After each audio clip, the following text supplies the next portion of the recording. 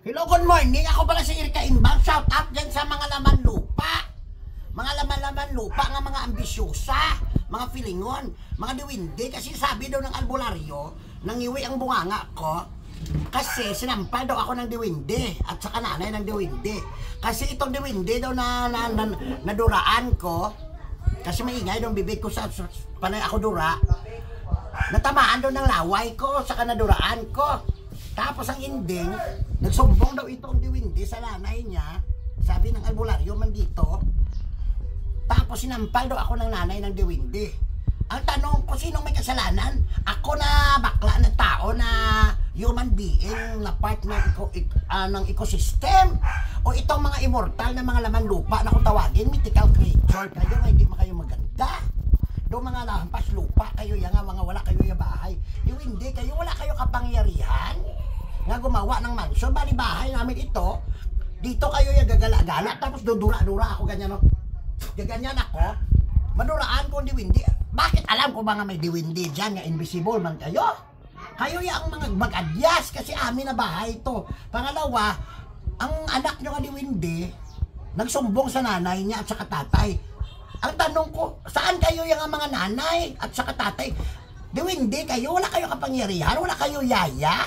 Dapat pag diwindi kayo, may kapangyarihan kayo yan nga. Ang anak nyo, i-magic nyo yan na makakuha ng yaya. Kaya ako dito nagatuog-tuog ngayon, no? So itong diwindi na ito, irresponsable ito na mag-asawa. Tulad nito kung ako, nanay nila, ang ingatan mo mga anak mo, ganyanin mo yan, no? Para hindi sila masaktan ng mga tao. Kasi kami, mga hindi kami namin kayo makita, hindi namin sinasadya nga maapakan kayo o maduraan kayo kasi mga invisible kayo. So kayo ang mag-adyas. Halimbawa, maduraan ko ang dimindi nga animal nga paslupa. Uy, ganon. Hindi gid sa aalis dyan, hintayin niya gid nga ang laway ko. Tumalsik doon sa buong katawan niya. Tapos, pag nabasa, sasabihin niya sa nanay niya, Mama, ginduraan to sa bakla nga vlogging nga si Erika Imbang, no? Tapos ang nanay niya at saka tatay niya magagalit, pupuntahan nila ako. Sampalin, pak! Pagkatapos ang liit nyo, kayo pang matapang, nanampal kayo ng bakla nga ganito, ng bunganga ko. So sabi ng albularyo, nang hiwi na sinampal ng diwindi. Hindi ako yan naniniwala nga kung totoo man kayo o ano, kung isinampal man ako. Pero kung totoo man yan nga may diwindi nga nanampal sa akin kasi yung bibi ko nang hiwi na to, hindi ko na kasalanan nyo kasi irresponsable kayo, kayo ng iyot. Tapos ang anak nyo na diwindi, iwanan nyo kayo yan saan kayo pumunta. Busy pa kayo sa kay gobernador, busy pa kayo kay mayor. Nga anak nyo isang piraso na hindi nyo malagaan, mga irresponsable nga mga diwindi, kag mga laman lupa.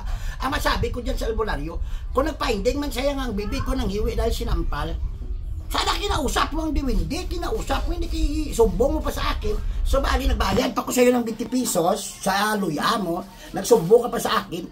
Sana kinausap mo na lang doon ang diwindi kasi friend naman kayo. Minsan hindi ko na alam kung sino bang may kasalanan, ako, diwindi o albularyo. Kasi hindi naman sila graduate sa ALS. Dahil wala man sila pinag-aralan. Yung iba nag-aral sa ilalim ng bato. Real talk ito ha. Kung may mga laman lupa man o mga diwindi, mga mythical creature, kayo mag-adjust. Kasi amin na ng bahay. Ito kami pa yung, halimbawa, nandyan na yung diwindi. Oh. Tapos ano ning drama? Pag na tabi-tabi po, kasi magdudura ako. Tabi-tabi. Every time na magdura ako, magtabi-tabi ko. Kung maduraan, kayo masampal pa kayo. So ako, shout out nandyan ha.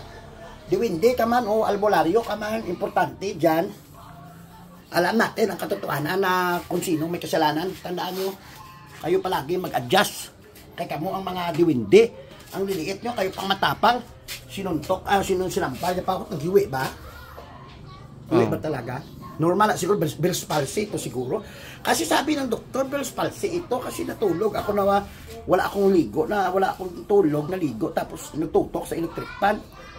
So kung totoo man ang kami diwindi, tabi-tabi po, ayan po, tabi-tabi, ganyan.